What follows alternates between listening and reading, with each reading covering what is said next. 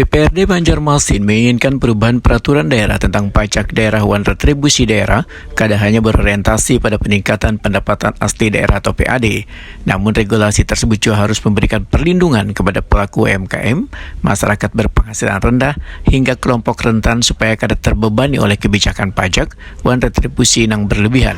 Usulan tersebut disampaikan anggota Panitia Khusus Rancangan Peraturan Daerah tentang perubahan kedua atas Perda Banjarmasin nomor 15 tahun 2023 tentang pajak daerah wan retribusi daerah. Hendra Wahid Akuni usia rapat pembahasan bersama sejumlah satuan kerja perangkat daerah penghasil pendapatan asli daerah di ruang rapat Komisi 2 DPRD Banjarmasin jelang tengah hari Senin 25 Mei 2026. Hendra membenarkan dalam pembahasan awal mengusulkan adanya klausul khusus yang memberikan perlindungan gasan warga miskin, pelaku UMKM, ibu rumah tangga yang menjadi tulang punggung keluarga hingga buah penggerak ekonomi lokal.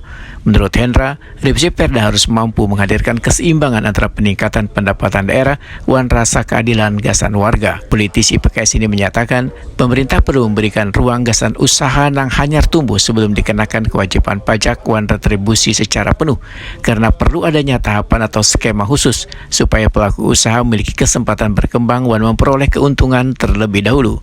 Hendra menjelaskan pembahasan raperda wayah ini masih berada pada tahap awal atau brainstorming dan belum memasuki pembahasan pasal demi pasal. Terkait dengan PDRD ya, untuk pajak dan retribusi daerah, kita ingin menambahkan sebenarnya terkait dengan klausul masyarakat rentan, termasuk di sana pelaku UMKM, kemudian masyarakat miskin gitu ya, kemudian juga penggerak-penggerak ekonomi rakyat yang ada di Kota Banjarmasin jangan sampai terbebani dengan pajak ataupun juga retribusi kita yang meningkat seperti itu, sehingga mereka bisa terayomi aspek Perda ini kan bukan cuma sekadar kita mengejar PRD, tapi juga bagaimana ada aspek keadilan tarif gitu untuk mereka.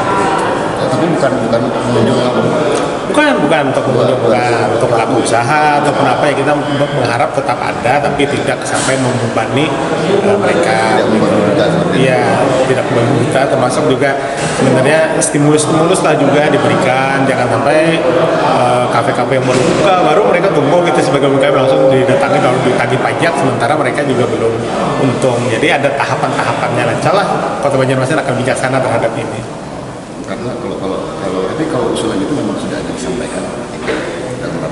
Ya, sudah disampaikan bahwa kita akan ada klausul khusus yang membahas tentang masyarakat rentan di Kota Banjarmasin.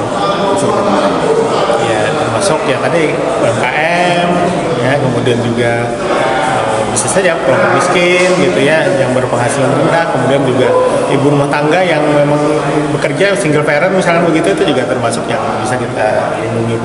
Pak, ketika klausul itu disampaikan ada dinas yang ngotot kah, Pak? Ini kan belum pembahasan pasal demi pasal gitu ya, masih sekadar brainstorming aja. Tapi kita berharap kalau memang itu tertarik, kita akan dari DPRD tetap akan mencoba mengusulkan itu supaya ada.